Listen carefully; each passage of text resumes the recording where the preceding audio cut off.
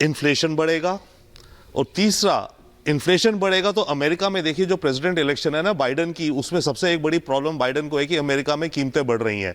तो अमेरिका में कीमतें और बढ़ेंगी तो बाइडेन की इलेक्शन पर इसका असर पड़ सकता है, क्योंकि अमेरिका में लोग इन्फ्लेशन से बहुत त्रस्त हैं। ये तो ग्लोबल आप मान लीजिए। उसके अलावा स्टॉक मार्केट्स गिरेंगी कल जब मार्केट्स खुलेंगी कुछ। उसके अलावा क्या होगा, इसराइल का रिस्पॉन्स देखिए। अभी ईरान ने बड़ी इंटेलिजेंटली पोजीशन किया है इस चीज को। ईरान ने कहा है यूएन को, उसने चिट्ठी लिख के दी है कि मैंने जो अटैक करा है इसराइल पर, ये मैंने अपनी सेल्फ डिफेंस पे करा है, क्योंकि इसराइल ने कुछ दिनों पहले मेरी जो एम्बेसी थी दमास्कस में, जो कि उस देश की टेरिटरी मानी जाती है, इसराइल ने उल्लंघन किया मेरे पे, तो मैंने अपनी सेल्फ डिफेंस पे किया है। अब मैं और कुछ नहीं करूंगा, बट अगर इसराइल कुछ रिएक्शन करेगा तो फिर मैं जवाब दूंगा। अब इशू ये होगी कि इसराइल कैसे रिएक्ट करेगा। जैसे आप अभी बता रहे थे, अमेरिका ने कहा है इसराइल को कि हम तुम्हारी डिफेंस के लिए पूरी तरह तुम्हारे साथ खड़े। इनफैक्ट कल भी जितने मिसाइल्स और ड्रोन्स मारे गए उसमें अमेरिकन फोर्सेस के air defence systems, American fighter jets ने इन मिसाइल्स ड्रोन्स को रोका। परंतु अमेरिका कह रहा है तुम अगर ईरान पे अटैक करोगे हम उसमें तुम्हारे साथ नहीं जाएंगे। अमेरिका को खतरा यह हो गया है कि इस जंग में अमेरिका खुद इन्वॉल्व ना हो जाए। यूक्रेन वॉर हो रही है, उसमें अमेरिका सपोर्ट दे रहा है सारा, बट अमेरिका लड़ नहीं रहा है।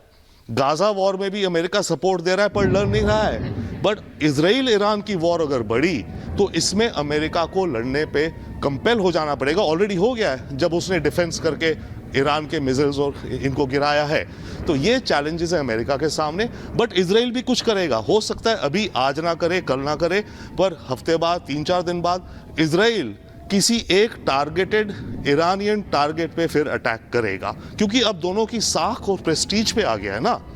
ईरान को ये इसलिए करना पड़ा क्योंकि ईरान के अंदर हार्डलाइनर्स अपनी सरकार को कहते कुछ करो, तुम्हारी प्रेस्टीज का सवाल है। उधर हूती, हिजबुल्ला, जितने भी इराकी मिलिशियाज हैं वो देख रहे हैं ईरान तो हमारा बॉस है, और ईरान पे अटैक हो गया, ईरान कुछ नहीं कर रहा है, तो ईरान की तो साख पे बात आ गई ना। तो ईरान को तो करना पड़ा ये एक तरह से। अब इजराइल पे हो गया है तो अब इजराइल भी कुछ करेगा। कब करेगा, क्या करेगा, कह नहीं सकते। ठीक है। Retired major general Sanjay Mestan sir भी हमारे साथ हैं। सर, मेरे 2 छोटे सवाल आपसे हैं। पहला ये कि ईरान ने इस पूरे ऑपरेशन को ऑपरेशन ट्रू प्रॉमिस क्यों नाम दिया है, पहला। और दूसरा ये कि संयुक्त राष्ट्र महासचिव एंटोनियो गुटेरेस ने कहा है कि अब दुनिया युद्ध झेल नहीं पाएगी। आपने 2 उचित सवाल उठाए हैं। पहला, ये ऑपरेशन का नाम क्यों इस प्रकार रखा हुआ है। देखिए, मेरे को लगता है ये ट्रू प्रॉमिस इसलिए बोला है क्योंकि उन्होंने वादा किया था वर्ल्ड के सामने, और पूरी दुनिया ने सुना है कि वो रिटेलिएशन मेजर करेंगे। तो एक ऑपरेशन का जो नाम ट्रू प्रॉमिस है, मतलब उन्होंने करके दिखा दिया ट्रू प्रॉमिस, और अपने लोगों को भी मैसेज कर दिया है कि हमने ये करके दिखा दिया है, और इजराइल हमारा स्टेटेड दुश्मन है और इसीलिए ये हमने हमला किया है। अब सवाल उठता है कि ये हमले के बाद क्या होगा। देखिए, सबसे ज़रूरी चीज़ तो है होगा क्या। मैं बताना चाहूँगा कि जो भी लड़ाई होती है वो कुछ कंट्रीज़ के बीच में होती हैं। रशिया यूक्रेन वॉर सिर्फ 2 देशों के बीच में है, बाकी देश भी शामिल हैं, लेकिन इनडायरेक्ट वॉरफेयर सपोर्ट रोल पे।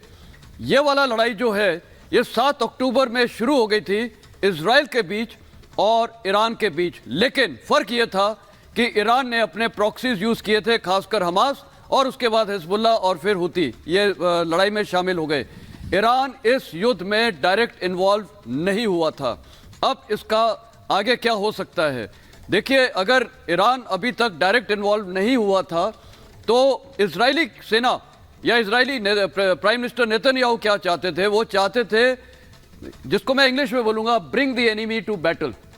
कहने का मतलब है जो उनका मेन दुश्मन है वो है ईरान, वो नर्व सेंटर है। जैसे आपको उदाहरण मैं देता हूं, पाकिस्तान ने हमेशा हिंदुस्तान के खिलाफ प्रॉक्सीज यूज किए, टेररिस्ट, लेकिन मेन एनिमी कौन है, पाकिस्तान। इसी प्रकार यहां प्रॉक्सीज कौन यूज कर रहा था, ईरान। तो ये लड़ाई 7 अक्टूबर को शुरू हो गई थी, लेकिन 1 अप्रैल को जो ईरानी कंसुलेट पे अटैक हुआ है वो इनको बैटल में लेके आ गए हैं।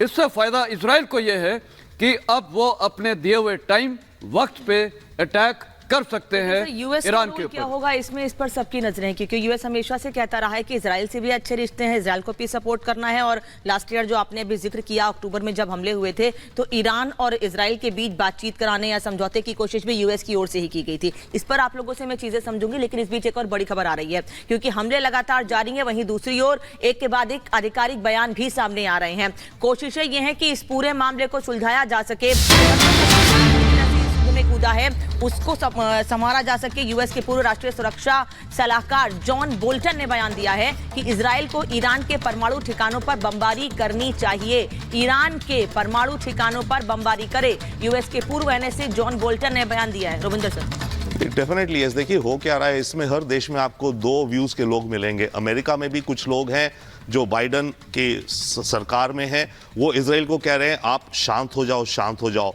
बट अमेरिका में भी एक सेक्शन है बड़ा, जो बोल्टन जो है फॉर एग्जांपल ये कह रहे हैं कि इजराइल को अब जवाब में ईरान को बहुत बड़ा जवाब देना चाहिए।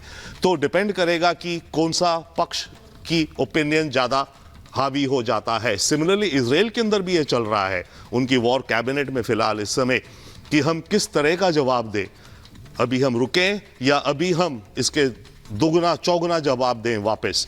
तो ये दोनों तरफ चलेगा, पर डिपेंड करेगा कि which side wins out. Israel मेरे विचार से फिलहाल अभी हो सकता है शायद बड़ा अटैक ना करे, जैसे जॉन बोल्टन कह रहे हैं कि ईरान के न्यूक्लियर उस पर करो।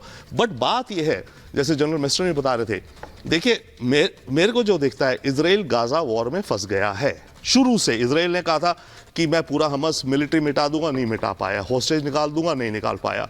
तो नेतन्याहू इस वॉर को डिस्ट्रैक्ट भी कर रहा है गाजा के दूर, लेबनान की तरफ, हिजबुल्लाह की तरफ। और इजराइल तो कहता है कि ईरान एक ऑक्टोपस है।